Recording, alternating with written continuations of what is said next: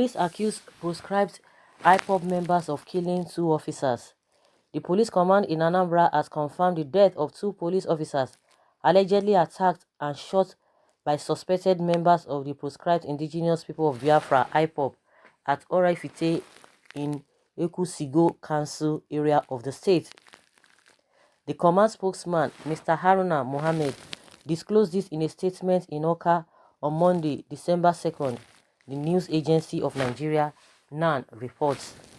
Part of the statement read, on the 2nd of December 2019, it's about 11:30 a.m., there was a formal complaint against one barrister, Ifeanyi Ejiofor, a member of the proscribed IPOB in 0FF1CERS on alleged case of adoption, assault occasioning harm and malicious damage to property. Following the report, police patrol teams led by the area commander 0FF1CERS, Mr. Oliver Abbey, mobilized and rushed to the scene in order to arrest the suspect who declined police invitation.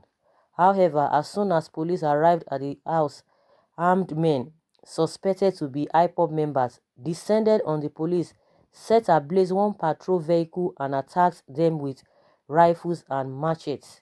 Mohammed stated that 2 police officers whose identities were being withheld were killed by the IPOB members, while others received machete cuts. He said that the injured operatives were taken to a hospital for medical attention.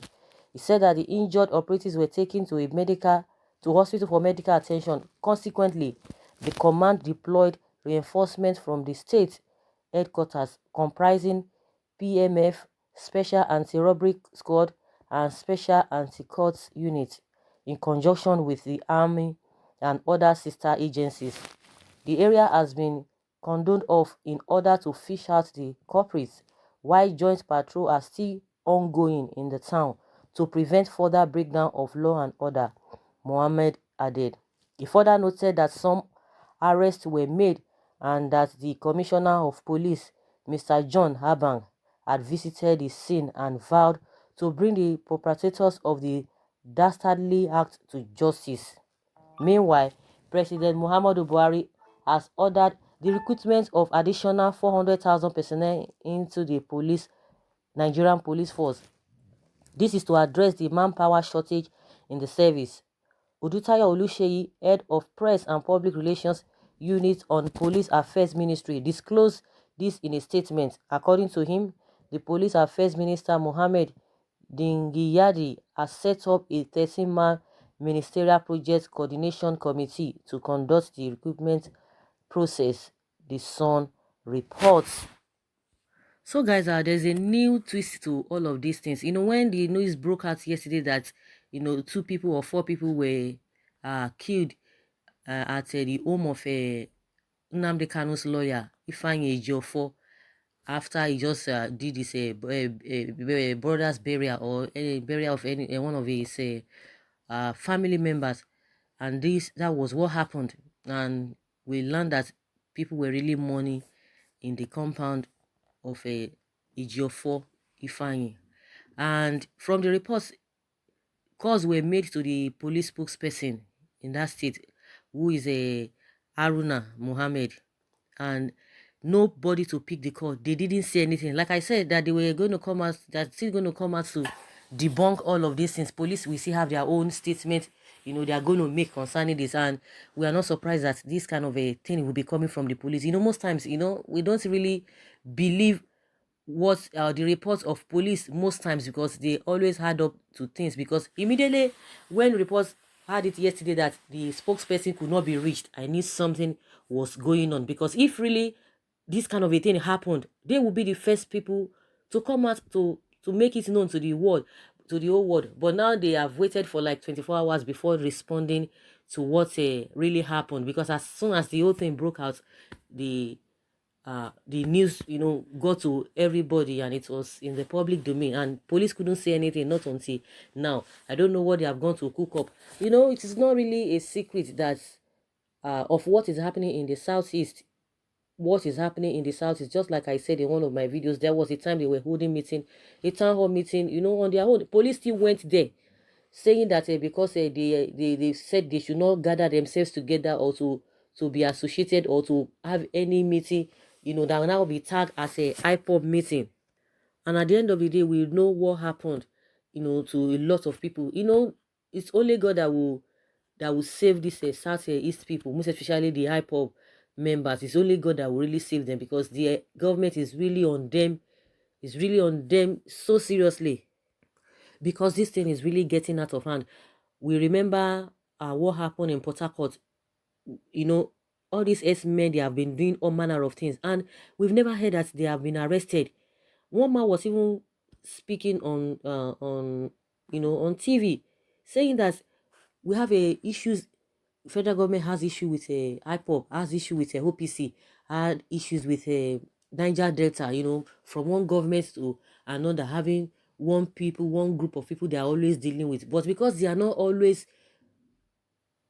checkmating and handling the case very well, and that's why you are seeing that everything is festering. You will have a bandits and all of that. But when it comes to Boko Haram, we have bandits. Some people just gather themselves. They will tell you, oh, they have repented. The next thing, they will be recruited back to the army. And these other people that are supposed to handle their case very well, they will not do that. But when it comes to issue of recruiting all the same bandits into the army, then what do you have? And the man was just still complaining. So this issue of IPOB is something that is really worrisome. And the unfortunate thing there is that there are people who are in the government. They are not doing anything. They are not concerned. All they are concerned is on how to get a presidency. And these people are telling them, the other regions are telling them to their faces that we cannot support you. No matter what you do, we cannot support you. So that is why the issue of IPOB is getting out of hand, and it's really, really worrisome. There are so-called people that are supposed to speak for them are not there. They are speaking different language. How can you say, okay, you heard an information that something of that nature happened in the barrister's house, the Nnamdi Kanu's lawyer, that such thing happened in his house. The next thing, you went there, as soon as you got there, oh, they started attacking you. Those stories, I don't know whether it's adding up to somebody. To me, in my opinion, it's not adding up.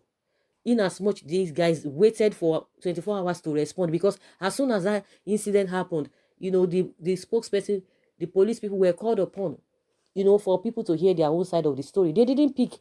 So what happened? Just to go and cook up some stories, in my opinion. That's what I'm saying. If you think it's different from what I'm thinking, of course you can let us know. But with these stories that the police spokesperson just put up, it's not really adding up. And that's just the fact. It's not adding up at all. According to police, saying that there was a formal complaint against Ifeanyi Ejiofor, a member of the IPOB in Ora Ifiti, on the alleged of adoption, assault, occasioning harm, and malicious damage to property.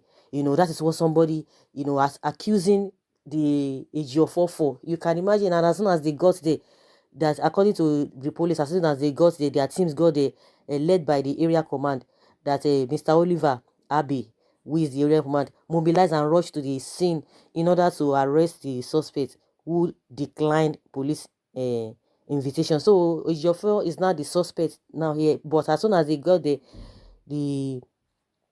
the suspected to be IPOB members, the men, they said they met some armed men who are suspected to be IPOB members, just descended on the police. They set ablaze one patrol vehicle and attacked them, and with rifles and machetes. So that is where they are looking, the area they are looking at, to be able to hang something on them.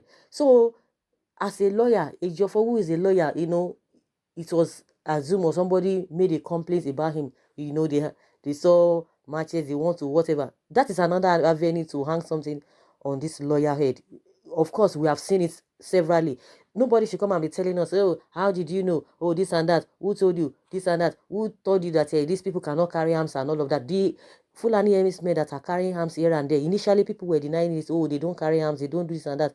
But at the end of the day, they are confessing, here and there. What have they done to them? No, they didn't do anything to them. The next thing, they will recruit them back into the police force, into the army force or military force, whichever way you want to put it. So See the same thing with Showore now. See what we are hearing, just to obey court order. They are not obeying court order. Is that the same people that you want to believe? And you know, we know the stand of government stand concerning hype-up. Every now and then they are always on these guys, on these people's case. Even when they are together, they would just want to look for something to hang on them. I think the only saving grace is that Nnamdi Kanu is not even in the country again, and that is why you can see that the whole thing is really moving, accordingly. Had Nnamdi Kanu, was still in this country, something else would have happened. You will not even be hearing a IPOB again. They would have just, arrested him, just like they are doing to Nnamdi, to Showore now. So this story, in my opinion, is not really adding up.